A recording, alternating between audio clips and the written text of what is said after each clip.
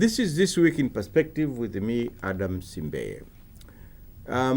Last week, to be specific, on the 25th May, Tanzania and the rest of Africa celebrated Africa Day, which began in Addis Ababa in 1933 when almost 32 countries formed the Organization of African Unity, OAU. However, in more than a decade since, many more countries have since joined the OAU and its successor, the African Unity, to current membership of about 54, if I'm correct. It is on record that the original OAU mission was to bring freedom to African countries that were still under colonial rule in the 60s, defend their sovereignty, uphold human rights, and restore the dignity of the African people. Now, to discuss the importance of this day, that's Africa Day, in Africa with me today on my right, Her Excellency Hawa Ndilowe, who is the High Commissioner for Malawi. She has been in the country for 4 years, so she's already used to Tanzanian way of doing things, I suppose. Next is the usual Professor Mwesiga Baregu, a political scientist with St. Augustine University. Next on my left is His Excellency Brahim Elimami, who is the Ambassador to Tanzania of the Arab Democratic Republic of Sahrawi and Acting Dean of the Diplomatic Corps. Last but not least, Dr. Ambassador Mangachi Msuya, an ambassador, of course, but currently is teaching at the University of Dar es Salaam. Welcome, ladies and gentlemen.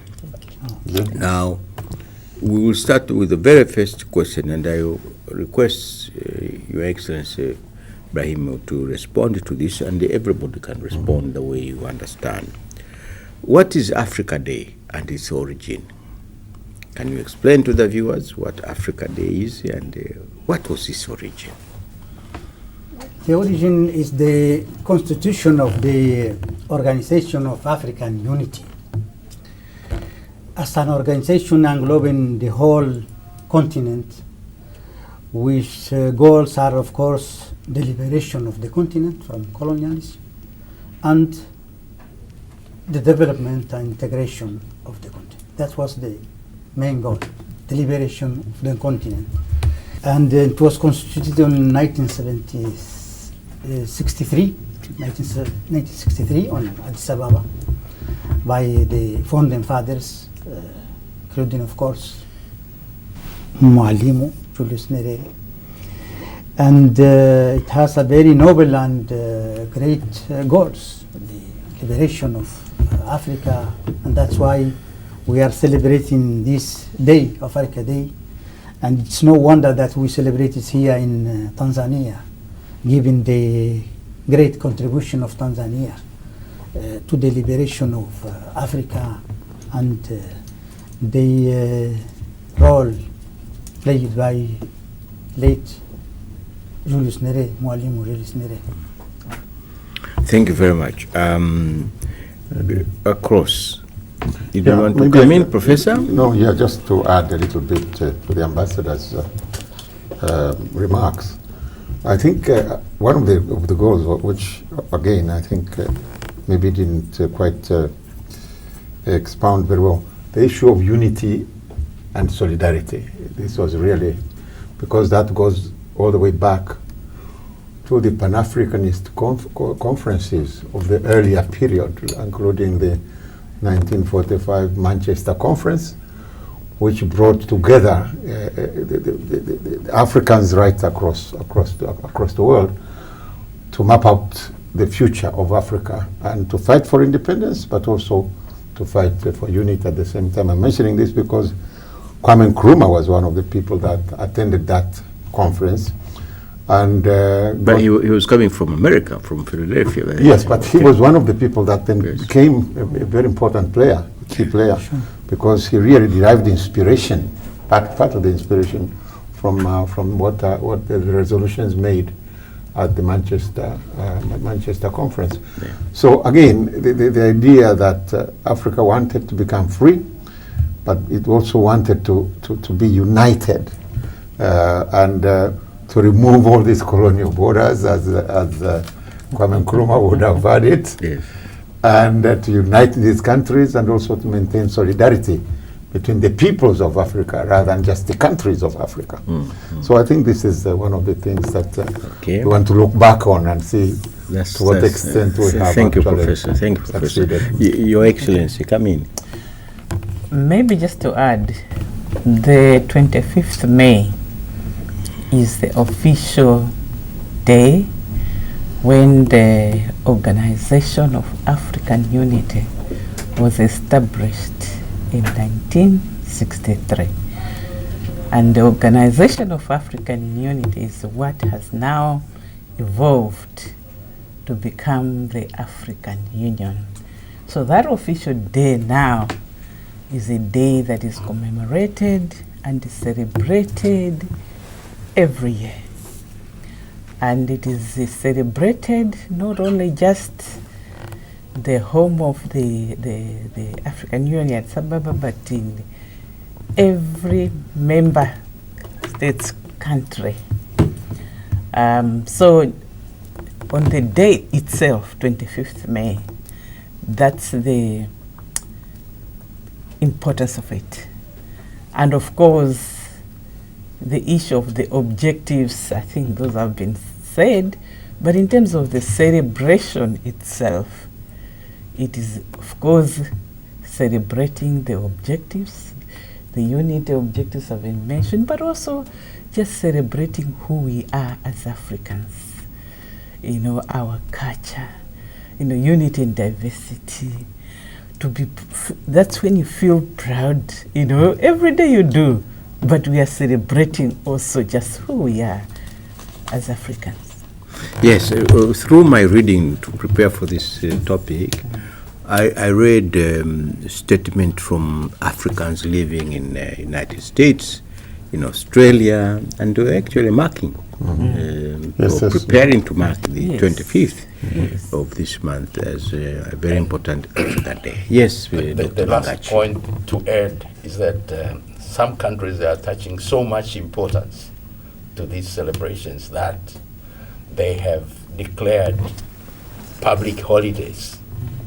And the example is Zimbabwe, Tanzania, Zambia, Malawi, not yet. No, even Tanzania is not a public it's not holiday. it's not. Well, I'm retired. Ghana, Mali, about a couple of them, but it has not been adopted by all countries. But some countries are. That itself makes a statement of sorts. Right. Yeah. Thank you. Okay, I think it has more or less responded to my first question, and therefore, the next question was, why should we celebrate? But that has already been responded to all of you. Now, you are emphasizing, both Professor, Dean, and... maybe the point, can I add a point here on the Honorable Ambassador's contribution about celebrating who we are? I think we should also stress the point that with celebration should also go reflection. Yes. Because sometimes we may over celebrate and I think that we become euphoric and forget the problem. So for me, the more important thing, celebration is good, great, but reflection and particularly self-reflection and critical reflection on where we are, I think is just as important, if not more important. And how we celebrate differs from one country to the other. Yeah. I'm not so sure what how Tanzania is going to celebrate the day. Any idea? No, but you mentioned the Australians. The Australians, I think, who are what I saw on the web is that they have a theme about the Agenda 2063, which is the program that should inform the next how many years? 40 years? Of of African unity. They say the next 50 years African unity. So there are people who are focusing on. But the theme is provided by the By African Union. And the current Yes, theme, African Union. we have Officially. the current theme, I winning, forgot to say, winning the fight it's the fight, against corruption. winning the fight against corruption. So that's the overall That's theme for this year. Yes, Yes, of yes. Africa And Day. Not empowering youth. No. No. last year. Yes, and maybe just to qualify on the Agenda 2063, Yeah. it is like the strategic plan of the African Union in terms of what should be done, what should be achieved up to 20, various projects that have been planned out. So the Agenda 2063 for the African Union is a strategic plan to guide the projects and activities of the African Union. But in terms of the celebration of the Africa Day, as you've rightly said, officially the African Union does come up with a theme that guides the celebration. And maybe just to add to what the professor said, that, reflection is important, but you should also not forget to celebrate the other things, the achievements, and then reflect when you're going. That's all. Where you're coming from, and where you're going. Yes. Yes, it's always very important to have in that. Maybe it's because of my professional I think orientation. so.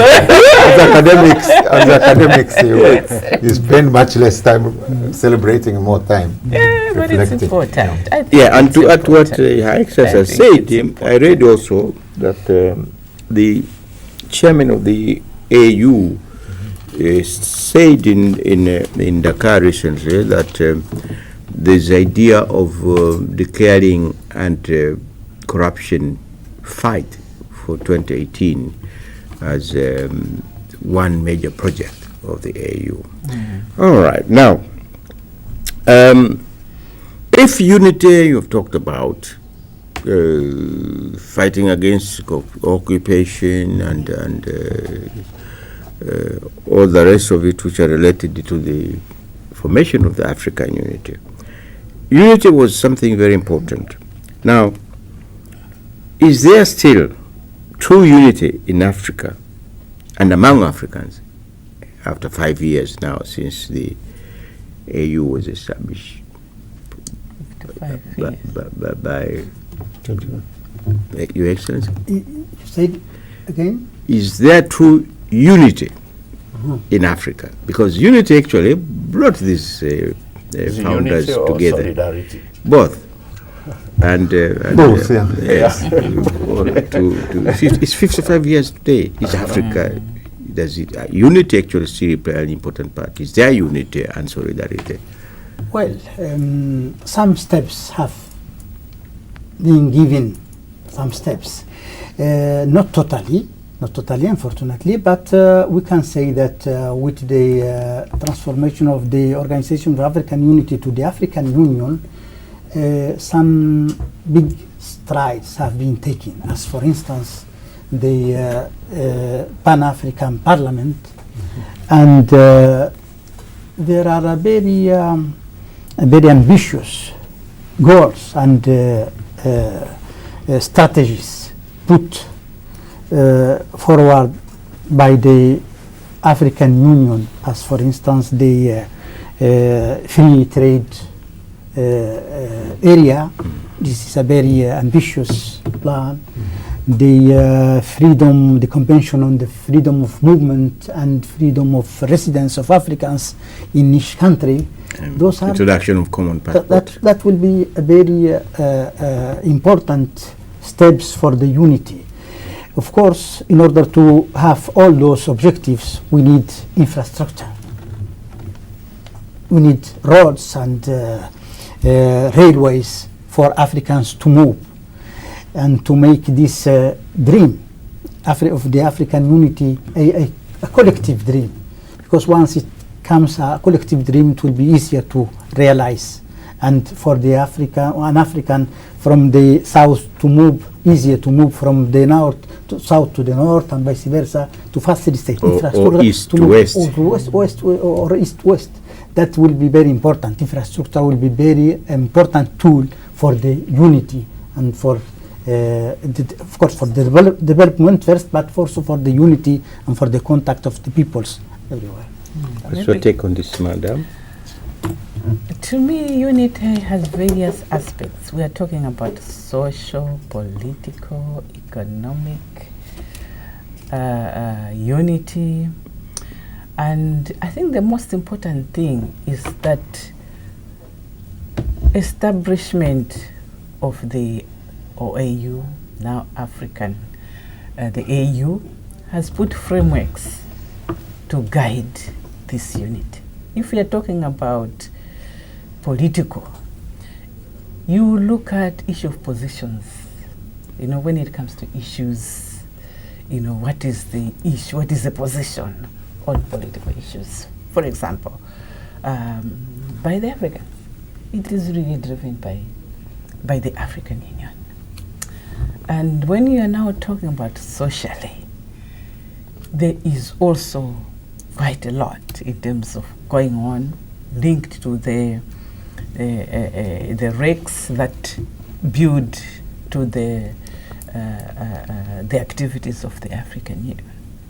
And when you're talking about the economic unity, of course, very important, because when you're talking about the political, working together to make sure that countries are free from the colonial, the efforts were together.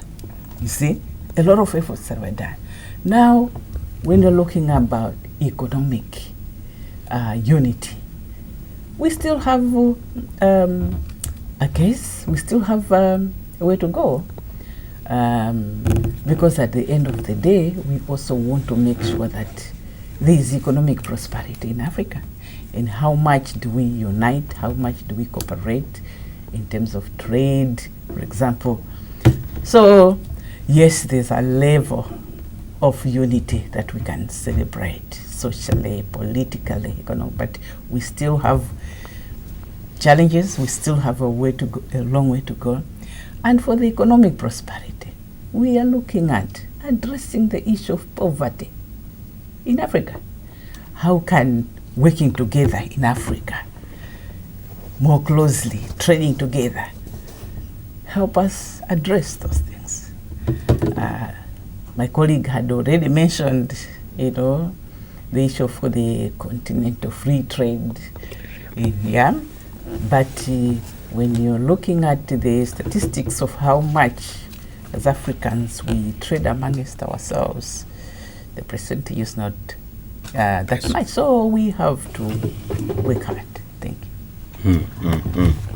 I know. Yes, Professor. Yeah, just to respond to some of the sentiments that she has expressed, and maybe to take us a little back to Agenda 2063. I have recently, not too long ago, or at least I've been trying to understand, and to explain our successes and our failures. And when I looked at the Agenda 2063, I found that it's not really a change in thinking about where we have been. It's basically thinking about programs and how do we implement them, etc. Where it fails on that issue is that it fails to contextualize Africa in a global framework. In other words, it doesn't really deal with the kind of future that challenges Africa in the global system. What is Africa's position and role in the next 50 years? But there was also, it doesn't have a detailed situation analysis. I mean, it doesn't look at where have we failed, where have we won, etc. What do we want to do about this? It doesn't do that. It also lacks a specific monitoring and evaluation mechanism. In other words, you have to be able to say, this is how we are going to measure how much progress we make and how much progress we don't make. And another weakness I found was the idea that they don't provide for what needs to be done in education, in research, in information. Professor, I haven't read much about the Agenda Let me- 2063. yeah. I know, you come in, I just want, could this be left to the country-to-country situation? No, but I think if you have a strategic framework, and this is what we're saying, there are certain basic things that you need to spell out so that you can expect comparable results across the countries. But if everybody sets up their own specific goals, now let me just explain why this does not, why this weakness exists. I've been trying to deal with this issue in a way, theoretically, because countries come together for basically two kinds of imperatives. One is that you may come together out of necessity, you feel you have to be together, or you may come together out of choice. And if you are coming out of necessity, either it is security concerns, or basically it is that one country maybe overrules the others, and then you get a hegemonic kind of situation and you move forward. If on the other hand you are dealing with choice, then either you are looking at gain, how much do I get from this? And if you can't get that, you are out of it. Or you're looking at affection. Do I like him? Don't I like him? Etc., etc. Now, it looks to me that Africa seems to be locked into the sort of choice framework, driven by either affection or gain. Now, my view is that those unions that have stayed, and if you look at the European Union, for example, it's not because of the trade that they carry out between each other. Don't forget that the European Union was founded basically as a security framework, and it still remains that way for Europeans. So the point I'm making is that we need to move out of this kind of choice framework and understand the necessity that faces us. And I think if we do that, this does not take away from the ambassadors' propositions, but to be able to put them in a situation which describes the driving force, the driving mechanism.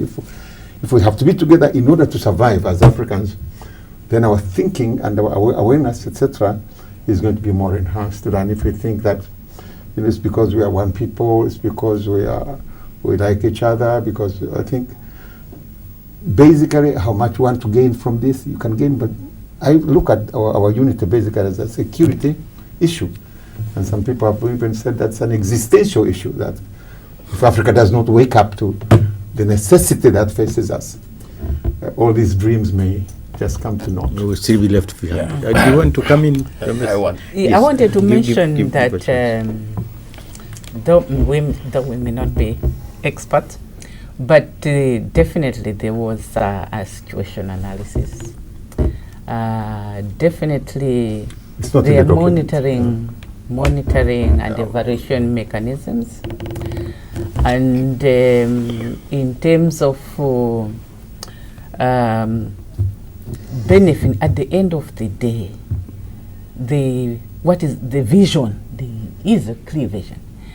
And at the end of the day, when we are looking at the various programs and activities, it is the whole issue that we are stronger together. And when you're looking at the issues of their programs for trade, programs for infrastructure, he had mentioned about the issues of freedom of movement of persons so that could facilitate trade. But at the end of the day, there is a mission, there's an agenda, there's what we want to achieve, because there is a whole issue that as one, there's only a limit that you can do. But when you look at when you work together, what are the benefits that we can bring to our countries? I believe that it may not be perfect, but I think there are some programs and projects that can definitely, for example, as I mentioned the area of trade, area of infrastructure. There are areas that we have done a study that there are weaknesses here. And if we can work together and mobilize resources and address this infrastructure here, this is how it will benefit the people. And I am saying at the end of the day, the people. this issue of poverty we talk about. Because at the end of the day, what is it that we can do that when we do some of those things, they will improve the quality of life of the ordinary citizens? To me, those are the issues. Yeah, that but we- Your Excellency. For the last 15 years, we have, I know, we I have know. not succeeded. Your Excellency, that's a very good point. I know you will come in, Dr. Yes. Mangat. Your Excellency, maybe you can react to this. With all the good intentions of Africa and the OAU, AU, Africa is considerably richer. Of course. But why is Africa or Africans are still poor today? Maybe that's where we can now be looking at the issues of the challenges. And maybe even look at the theme. For example, one of the themes for this year's Africa Day is the issue of fighting corruption. So I don't think we have evaded the challenges. To me, it's better to identify those are challenges and address them. So if we're looking at the issue of poverty today, we should be able to say, why is it that we are so rich in natural resources, Yet. and yet we have the majority of the people poor? How can we address this? So if we have strategies that can be able to help us to do those things and say that these are the areas that we have not been doing well. For example, let's improve the infrastructure. Let's improve the trade. At the moment, I think it's about 11% of intra-regional trade going on. You see? So so there are challenges. And indeed, it's been a while, but to me, we have to look at where we're coming from, the successes, the challenges, where we failed, correct those things, and address those things. Because I strongly believe that once we identify those challenges, and we should be correcting them, we will be making improvement. Excellent. Professor Dr. Mangachi, Yes. I know you are coming, you are itching to come in. I'm sorry. Yes, because I've been listening to my professor and Her Excellency, the Ambassador of Malawi. They are almost talking the same thing. I think they are grappling with the issue of framework of analysis. She's saying that we can look at the processes, and I think it's a good anchoring point that we can look at how the African Union has evolved up to the AU, the challenges, and how they have been handled, what institutions have been put or processes have been initiated to address those processes.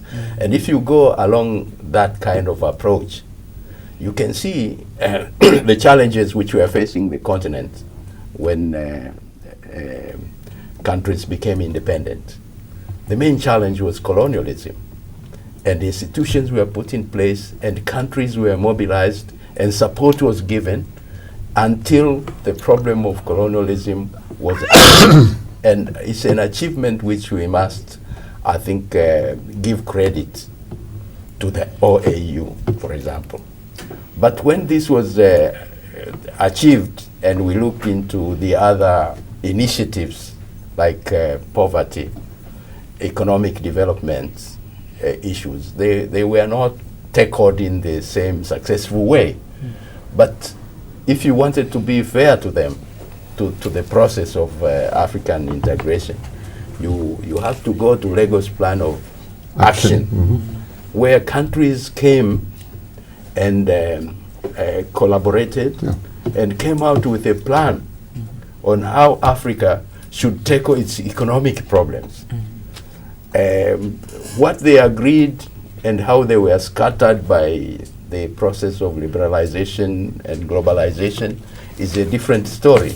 But they moved forward to Abuja Treaty, where they even worked out the stages of African integration through regional economic communities, and agreed that each country should try to belong to one of the regional economic communities as building blocks for an African economic community.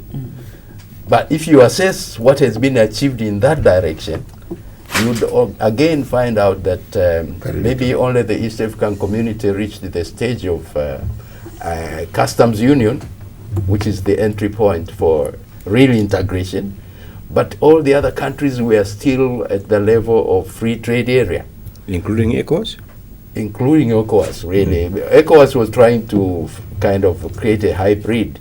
They were doing a free trade area, and they would pick one element from the customs union and pick another from the common market, for example, free movement of people, but nothing very coherent really on the ground. Even in the East African community, we are Well, just you limping there. Maybe limping, but at least they are ahead of others. And this is what has prompted the African heads of state to come out with the Kigali approach, to say that in the economic area, let us all consolidate our free trade areas and come out with this continental free trade area for Africa, and try to move forward from that, so that we can work together to solve our problems. The other day I was here, I said this was a great milestone, because getting countries to work together, building unity, is not as easy as we are talking about here. Because countries are reluctant to give up their sovereignty. So if they are prepared to allow some areas where they can collaborate together and achieve a goal. It's described as empty sovereignty. I'm provoking my professor. I must have said that in class any number of times. Yes, and finally I wanted to make a point on this Agenda 2063 and give credit to what Her Excellency, the Ambassador of Malawi, said, that countries were trying to look ahead and trying to see where they want to be in 50 years from today. But they have also drawn a roadmap, because they said they were going to build on what exists on the ground.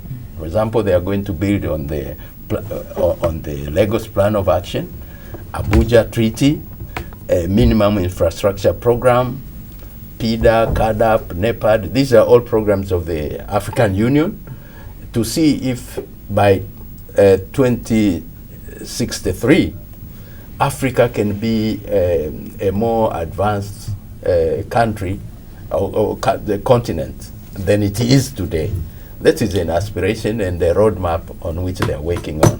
So they have programs, they have a roadmap to reach that stage. There is vision, as you Yes. Yeah, but what I'm saying is that all that can be accomplished, but you must change your mindset.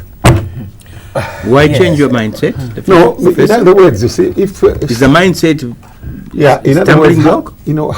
how you approach a problem and how you define it will determine the extent to which you can actually resolve that problem. All I'm saying, and this is just my own thinking, that we have not really quite understood the weight of unity and how important it is, so that we are prepared, all right, to say, if we don't do something about this, in 100 years' time, Africa could be in a place other than where we would like to be. And I'm saying, let's look at this as a matter of necessity, and look at this as an existential issue.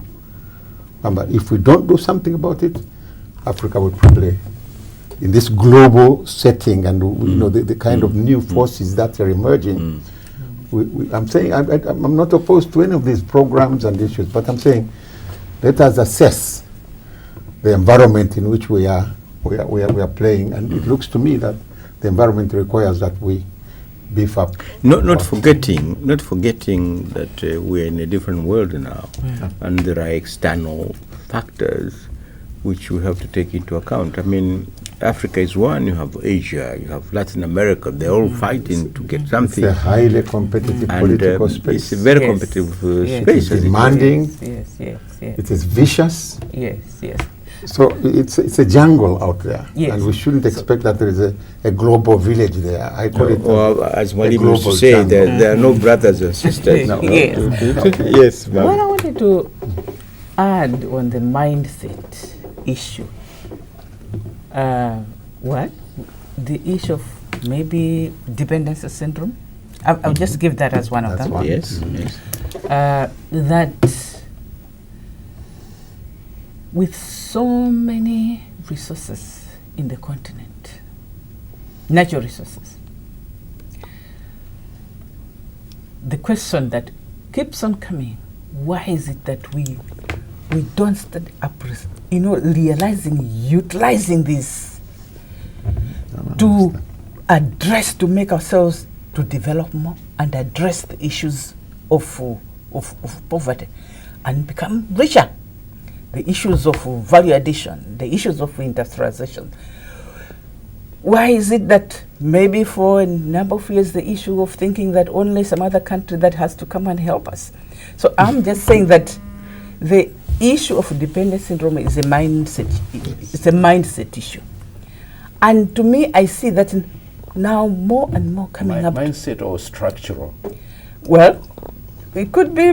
It's structural both. Actually, we are It's tied both. to Yes, that both. arrangement. But Yeah, the but mind, but the I agree mind with that. was where you can say, wait a minute. Did you choose? They said, wait a minute, the mindset, wherever it came from. But I'm saying that right now, we say, wait a minute. Instead of waiting for this one to give me, this, I have this. And if I put this thing together, I can produce. And if I want to negotiate, we can negotiate with those other countries based on this. On strength. Yes, based on strength. So the issue of the mindset, there are various aspects, but on that one, to me, of removing this dependency syndrome, I think to me, is a nation we can even compete better. Because when you look at the natural resources, the other countries out there, they rely on Africa. On us, yeah. Yes. You can negotiate negotiate better, yeah? Because if you have, instead of them going to one country, we are looking for this, if we say we are going to negotiate, say on cocoa prices, on these Coffee. minerals, on coffee, we can be better negotiators. So that we can reach a point now, when I'm talking about the issue of valuing more what we have and see what we can do with it, add value to it, instead of just exporting raw materials. We now realize, wait a minute, these are the days of technology. We can get the technology and start adding value and doing some other. So I just wanted to add to the mindset issue. It's a big fight. I Yes, agree with I you. see His Excellency I think- Ibrahim. I think the point about structure, again, you can only confront structure with a certain Mindset, right. Yes. Right. Yes, Yes, I believe there is no contradiction. We should benefit from the analysis of our scholars, of course, and we should. And the Agenda 2063 is still, and it's not a closet. It's not cast in stone. Yes, Yeah. also. And we can have some addendum to this, to add some insight of our scholars, and we need them, of course. And I agree that we need that analysis. Yes. It would be interesting to note, or to find out if Dr. Mangachi at the University of Dar es Salaam and the St. Augustine University, these issues of Agenda 2063 in the manner you have expressed, Ambassador Brahimi and Ambassador Hawa, can be discussed as a topic of interest, either in the schools or departments of political science, Should be. or schools of economics, Economics. because that's how you regenerate a lot. First of enthusiasm, second ideas coming from these young fellows who will have to look into the future. So that is possible. How do we go about it? First is to strengthen the Center for Coordination of these African actions, because if the African Union Commission is what it is, producing a document, they can produce a document like that, but they have no way of ensuring that member states are actually translating those ideas into action. In the way it is structured, it's a weak organization, it's a weak institution. The bosses are the heads of state of the countries. They come, they take decisions, and they go away. And the Commission does not have the wherewithal in terms of resources, in terms of even power relationship, to say that when you go away, do you give me power to follow up on the resolutions that you have made in your countries? The countries do not give these powers to the African Union Commission. So I think we have to strengthen that institution, the African Union Commission. Some proposals have been made that it should be transformed into African Union Commission Authority, so that countries could be called upon to account, for some actions which they have not taken, for example, but they did agree. But right now it is a free for all. They come. It's the bosses are the heads of state and the countries. But when they go away, the Commission is there. It doesn't have powers. Even the resources to run itself. The other day, the professor was saying that they're running on support from Life support. the European Union for big projects like those ones for peace and security. I can understand those ones because they involve a lot of resources. But just to run its normal activities, That's the they don't syndrome. have That's the resources. syndrome mentality. The dependency syndrome. Dependency syndrome Dependency she was talking about. syndrome. Yes, but what I also wanted to add is that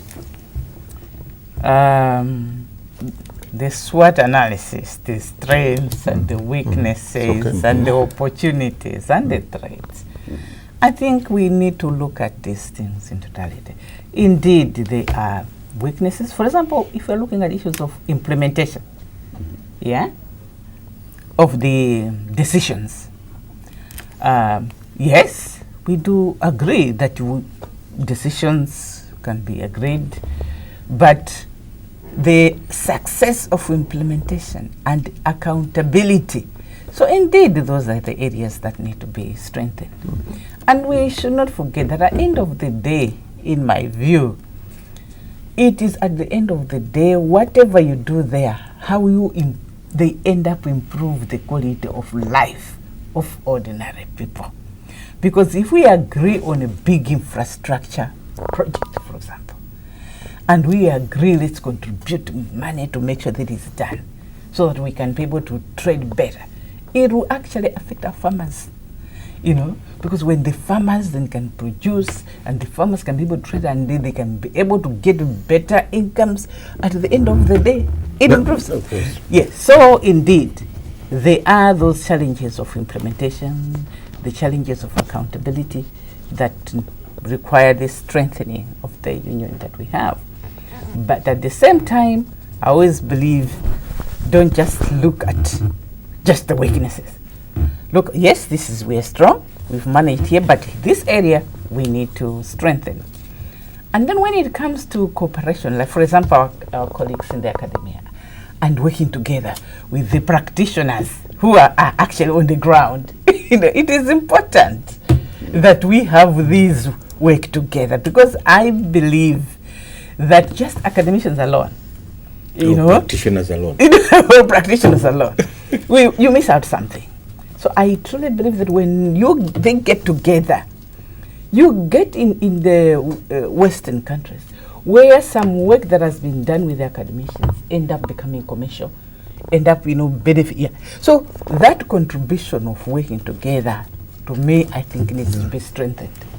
Yeah, I know you come in, Professor, but let me follow up on what Dr. Mangache said. I mean, you served as Tanzania ambassador to Ethiopia and more or less permanent representative to the OAU in Addis Ababa. And the African Union, actually. Yes. How was the situation there? What did you experience in terms of follow-up, implementation of the It's a weak decisions? organization.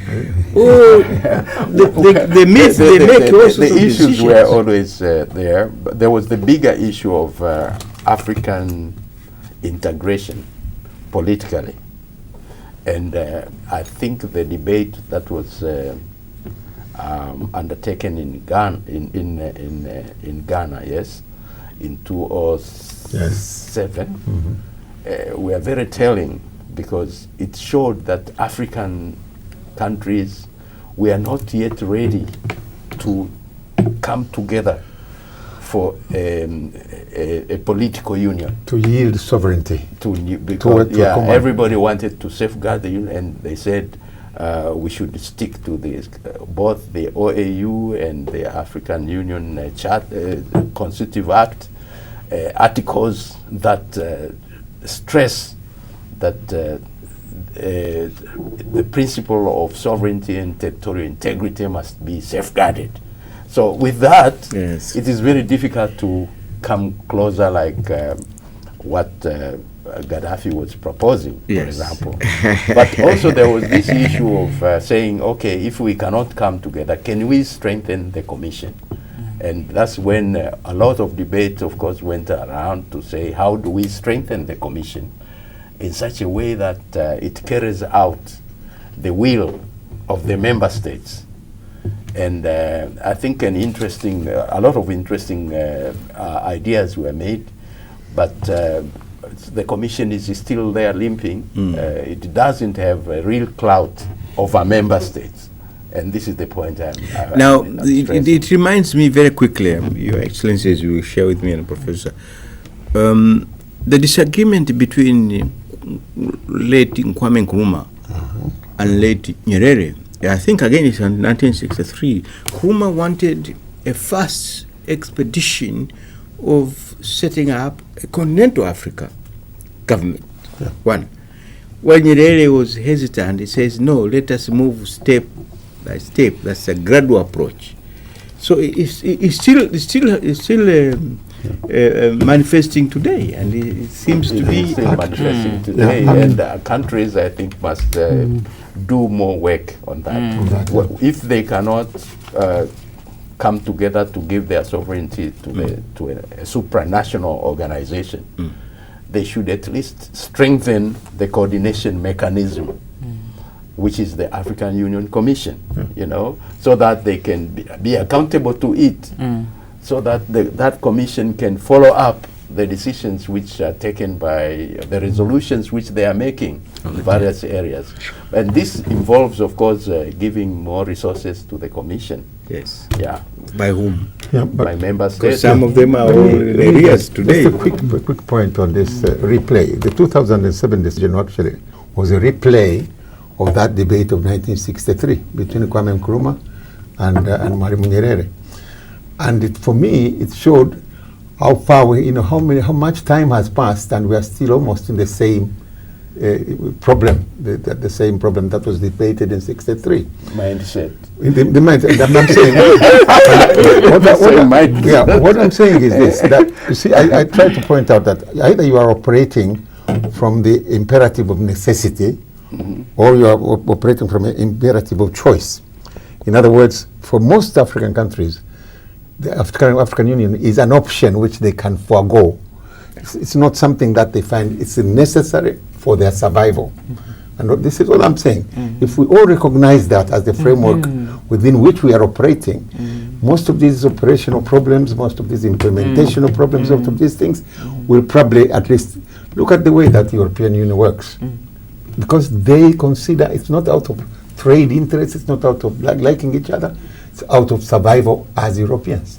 So Africa Day, which we're discussing here, the main thrust of our discussion, is an opportunity for Africa to sit down and reflect on what has transpired so far, and see the points that you very well expressed. Now that again depends on a country by country basis and how they celebrate Africa Day. Okay, I have 5 minutes within which to wind up and to conclude. The time has gone very fast. Very fast indeed. I know. So let's start with you, Your Excellency Brahimi. 1 or 2 challenges facing Africa today and probably another 60 years. Well, there are many challenges, as Her Excellency said, and Professor. But I think we should keep the dream and sensitize the youth for this noble goal of uniting Africa. That's what's important, to keep the dream. And we need strong leaders to keep pushing for that dream and to synthesize the youth. Thank you very much. That's a very big challenge to keep the dream Alive. going alive. Yeah. Yes, Dr. Yes, Magachi, very quickly again. Yes, I would appeal to all the member countries of the African Union not to cling too much on this thing called sovereignty. Yes, we know the high politics issues, they are not going to give them away. Issues of security, issues of defense, issues of foreign affairs, and issues of immigration. They are going to use sovereignty to keep them. But there are so many issues which need cooperation. Which they can surrender easily, isn't Which it? will surrender and strengthen the coordination mechanism of the African Union, that is the African Union Commission. And if we can agree on this and move forward in the next 50 years, we'll find a very strong supranatural organization that is taking care of issues of cooperation while probably keeping the high political issues to our small countries. Very quickly, thank you very much. Madam, very quickly. I will raise 3 points. I think we need to look at the value of the Union in improving the quality of life of Africans economically, and therefore if we have to give up certain things in order to work together economically and do certain things that will make us better and improve the quality of life, I think we should look at those things. The issue of security, again, how can our union help us to make us sure that we are more peaceful? Because at the end of the day, you know, when there's no peace, it's difficult to do even the There are many conflicts now yes. within some of the African countries. Okay, kwa hiyo value of the AU, cherish the dream, and strengthening the AU. Last but not least, Professor, very quickly. Well, I think Africa needs to recognize that it is being marginalized in this globalization process. It's marginalized as countries, but at the same time, the exploitation of Africa is being deepened.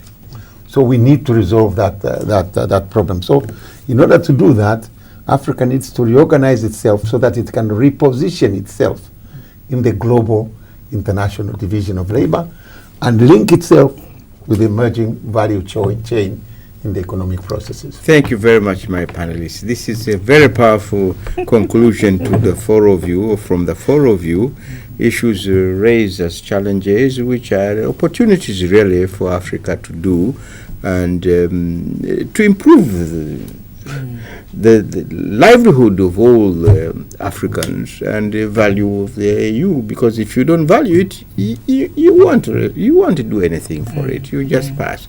And the issues of mentality, as it were, but then to change the mentality, you need a lot of education, you need a lot of convincing, and the question will come again, who will do that if the secretariat of the AU is so weak? How can we strengthen the AU so that it can implement all the decisions that are made by the OU heads of state when they meet? And examples have been given. So I think this is a very good conclusion, and I'm very grateful for the discussion and the contribution to Africa Day, what it is and why we should celebrate Africa Day. Thank you very much, my panelists, viewers. That's all I have for you today. Until next Sunday at 21 hours, and on Thursday at 15 hours for the repeat program. On behalf of my panel, Excellency Hawa Ndilewo from Ambassador Ndilowe, Ambassador of Malawi based in Dar es Salaam, Professor Mwesiga Beregu, His Excellency Brahimi Elimami, Ambassador of the Arab Democratic Republic of Sahrawi, and Dr. Ambassador Mangachi Msuya from the University of Dar es Salaam. Thank you very much and goodbye.